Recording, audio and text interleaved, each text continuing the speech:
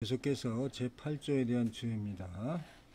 제8조 구매수수료에 대한 얘기입니다. 구매수수료라는 용어는 수입자가 그 대리인에게 해외에서 수입자를 대표하는 서비스의 대가로 지급한 수수료. 대리인에게 해외에서 수입자를 대리하는 서비스죠.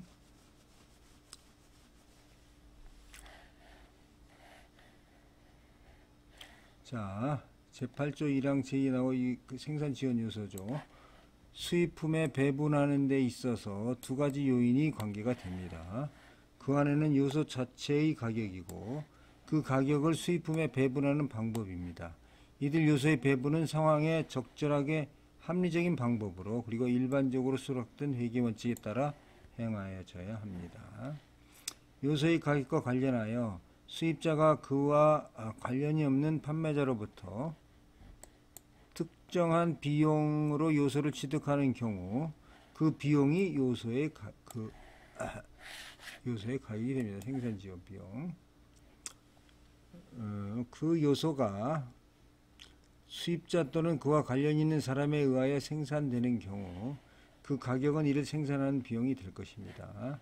그 요소가 수입자에 의해 이미 사용된 적이 있었다면 그 요소가 당의 수입자에 의해 취득되었는지 또는 생산되었는지를 불문하고 그 취득 또는 생산에 소요된 당초의 비용은 당의 요소의 가격을 산출하기 위하여 그 사용을 반영하여 하향 조정됩니다. 그 생산지원 요소에 대한 가격이 일단 결정되면 당의 가격을 수입품에 배분하는 것이 필요합니다.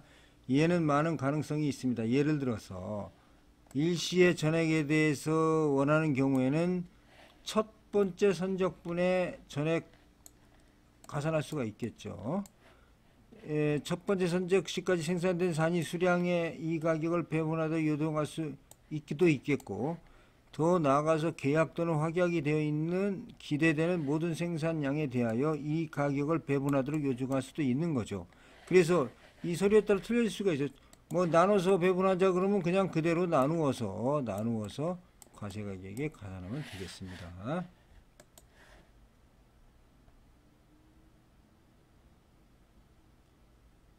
자, 일례로서 수입자는 생산자에게 수입품 생산에 사용될 주형을 제공하고 만 단위를 구매하는 계약을 체결했는데 최초 선적분 100천 단위가 도착될 때까지 생산자는 이미 4천 단위를 생산하였다면 수입자는 세관 단계에 대하여 주형 가격을 1000단위, 4000단위, 만 단위에 대하여 할당하도록 요청할 수가 있는 거죠. 자, 그 다음에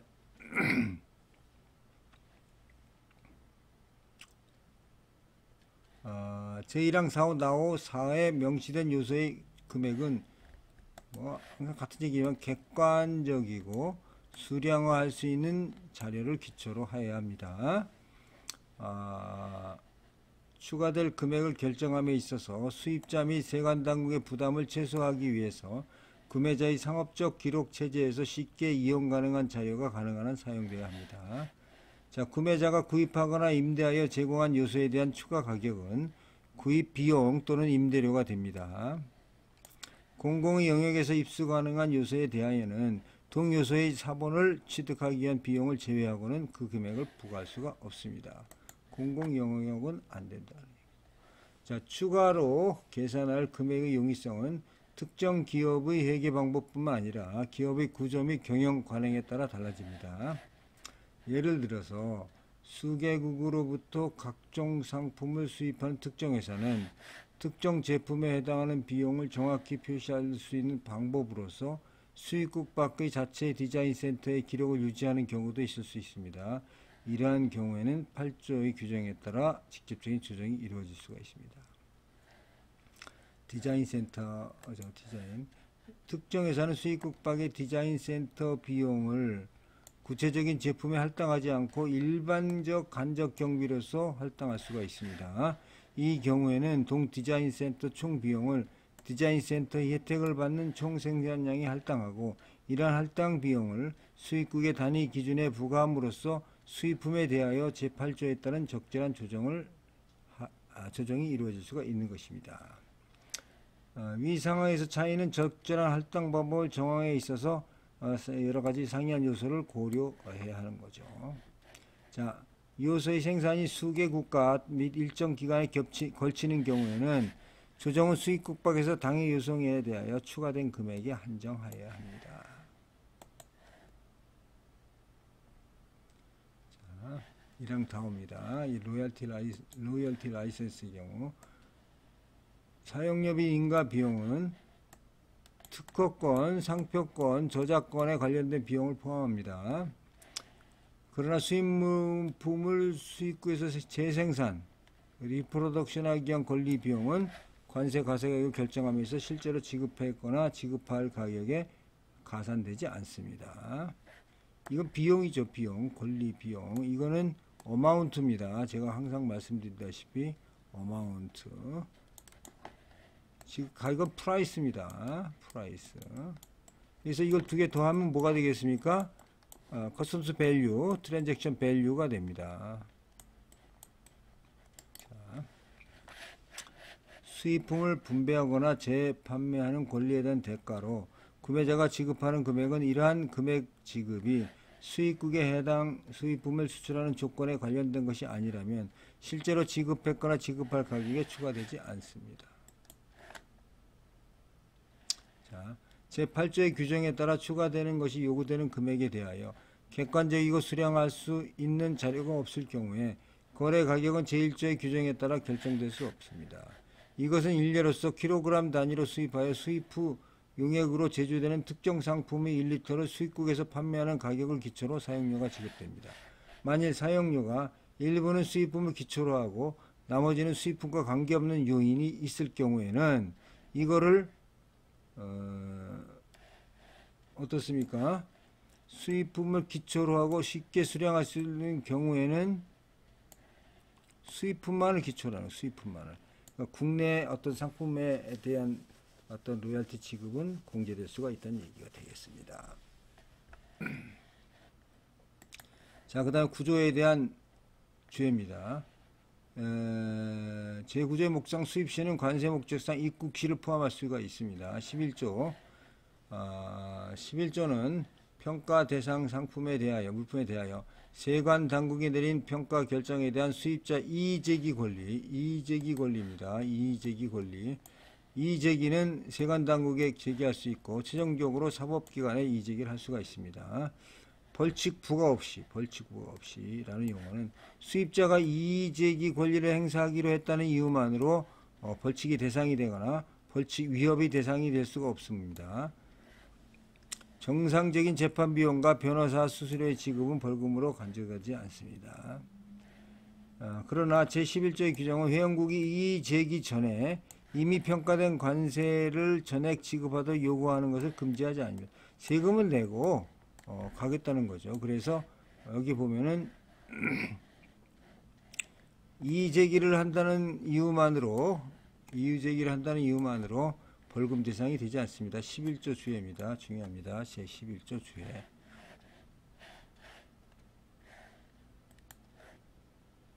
자, 제15조입니다.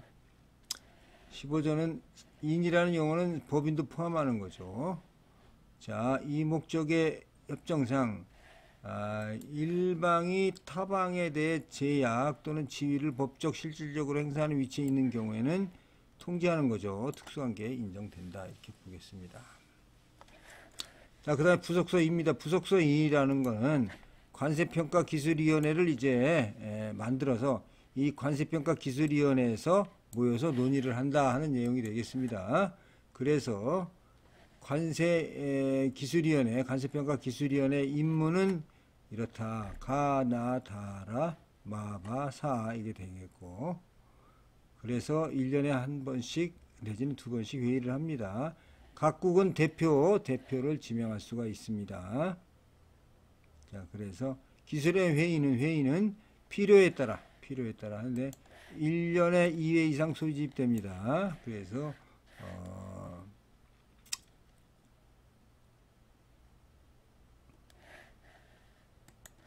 장소는 지금 브뤼셀에 있죠. 브뤼셀. 벨기에에 있습니다. 기술위원회, 그 다음에 사무총장, 의제가 있습니다. 의제는 기술위원회 국가에서 제출한 내용이 되어 있습니다. 직원과 업무 수행입니다. 그래서 의결 정적수 단순 가반수입니다. 언어 및 기록 특별한 거 없겠죠.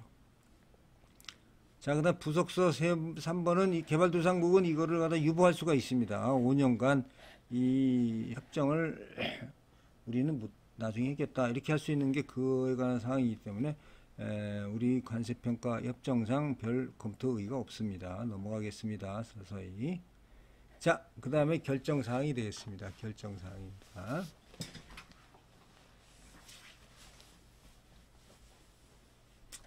결정사항은 WTO 관세평가위원회에서 어떤 그 결정된 내용이 되겠습니다. 결정사항 1-1에 보면은 커피라이트 불어 번역, 이거 별로 의미가 없겠죠. 그 다음에 undertaken, 시행됐다. 이게 뭐가 시행됐다는 undertaken이라는 용어가 무슨 뜻이냐 하는 거가 되겠습니다. 자, undertaken이라는 말은 수행됐다, carried out으로 이행되는데, 그렇지.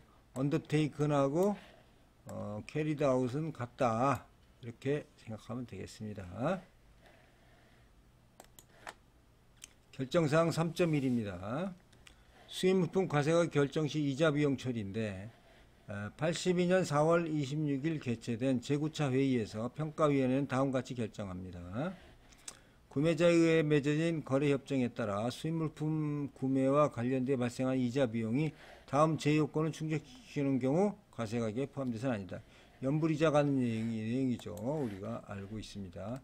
이자액이 수입물품의 대가로 실제 지급되었거나 지급할 금액의 구분이 되고, 지급협정이 서면으로 체결되고, 필요한 경우 수입물품이 신고된 금액으로 실제 지급하였거나 지급할 금액으로 실제 구매되었고, 합의된 이자율이 금융이 제공된 국가에서 당시 그러한 거래에 통용하고 있는 수준을 초과하지 않는다.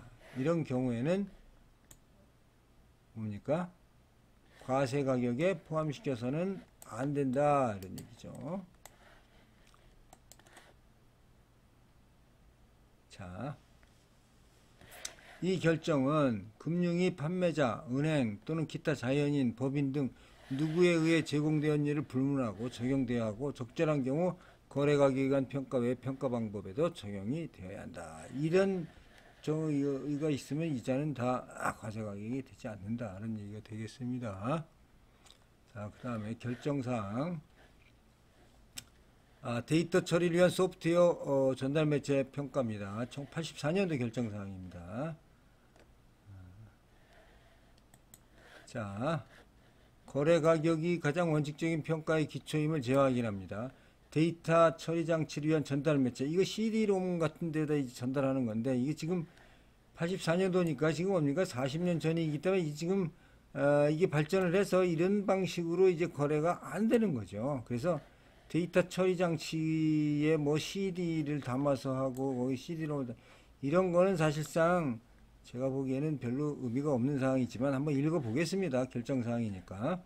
데이터 처리 장치를 위한 전달 매체에 기록된 소프트웨어의 특수한 상황으로 인해 많은 제약국들이 또 다른 접근 방법을 모색하고 있는 바, 다음 관행을 채택하기를 원하는 제약국의 경우 또 이 또한 협정 내용과 잘 부합된다고 할 수 있을 것입니다. 데이터 지침 소프트웨어가 담겨있는 수입물품인 전달 매체의 과세 가격을 결정함에 있어서는 단지 전달 매체 자체의 내용이나 가격만이 고려되어야 합니다. 이게 안에 있는 건 과세 안 된다는 거죠. 따라서 전달 매체에 대한 과세 가격은 소프트웨어 내용이나 가격이 전달 매체의 그것과 구분 가능하다면 소프트웨어 내용이나 가격을 공제한 금액으로 결정되어야 하는 것입니다. 결정의 목적상 전달 매체 캐리어 미디엄 는 직접 회로, 반도체, 위화 주소장치, 그러한 회로 또는 장치에 결합된 물품들을 포함하지 않으며 자료나 지침이라는 용어는 영상, 음향 또는 비디오 기록을 포함하지 않는 것입니다.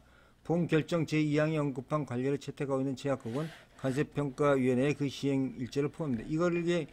이거를 이제 각국에서 이제 또 정해야 되죠. 우리나라도 관세법 시행령에 나와 있죠, 이게. 그래서 본 결정 제2항 관리를 채택한 당사국은 최애국 기초하에 거래관의 관행을 계속 유지하고 있는 어떤 제약국에 대한 차별 대우 없이 실시하게 됩니다. 의장연설 생략하겠습니다. 자, 그 다음에 결정사항 5.1입니다. 결정사항 5.1에 개발이란 용어, 디벨롭먼트 개발. 자, 85년 5월 9일 개최된 12차 회의에서 평가기술위원회는 본결정은 협정상 권리의무에 영향을 미치지 않으며 관세평가위원회 회원국은 필요한 경우 본래대로 들어갈 수 있는 조건으로 문구를 의사삽입함으로써 협정이라는 용어의 언어적 통일이라. 자, 이게 큰 관계가 없는 것 같습니다. 자, 결정사항 6.1입니다. 세관당국이 신고가격의 정확성이나 진실성을 의심할 만한 사유가 있는 경우입니다.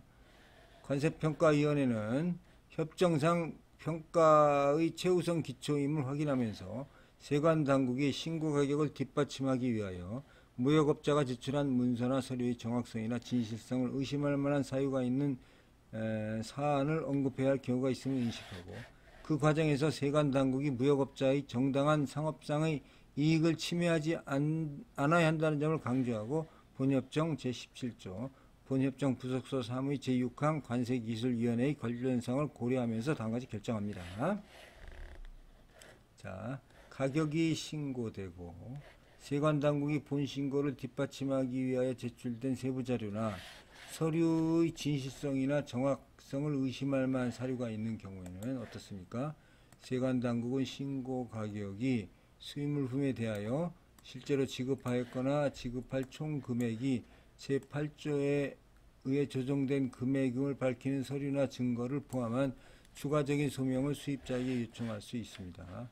응답이 없어서 또는 추가적인 정보를 얻은 후에도 세관당국이 여전히 신고 가격의 정확성이나 진실성을 의심할 만한 사유가 있는 경우에 제11조 규정의 적용일 배제하지 아니하는 조건 안에서 수입물품의 과세가격은 제1조 규정에 의해 결정될 수 없다고 간주합니다.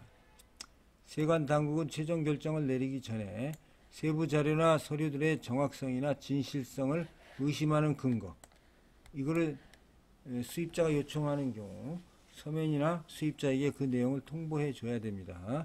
수입자가 이에 응답할 합리적인 기회를 부여해야 합니다. 세관당국이 최종 결정을 내리면 그 근거와 결정과 근거를 서면으로 수입자에게 통보해야 됩니다. 이건 우리 법령에 반영이 되어 있죠.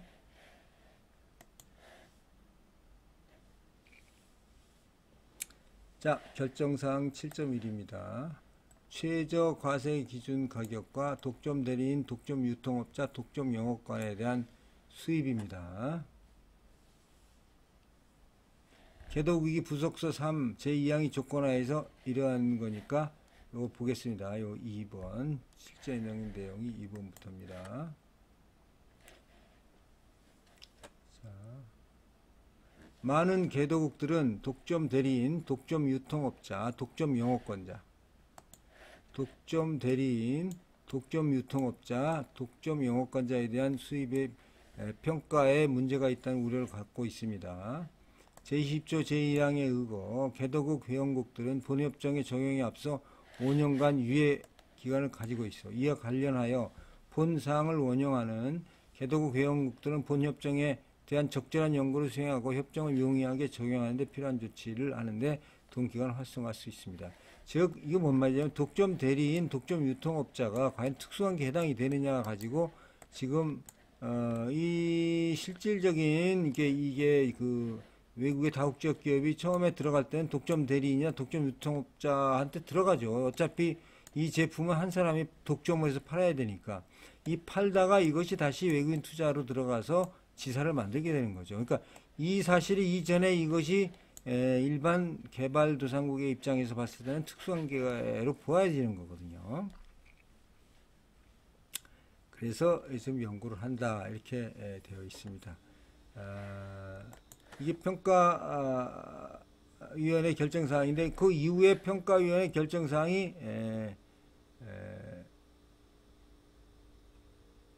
또 있습니다. 그 위에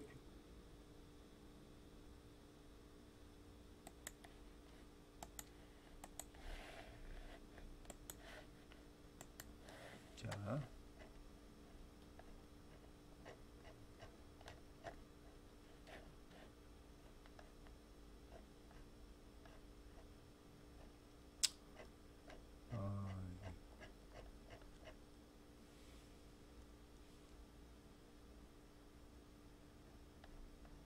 네, 결정사항 경고 의견이군요. 새로 추가된 경고 의견이라서 이제 모았는데 여기까지 하겠습니다.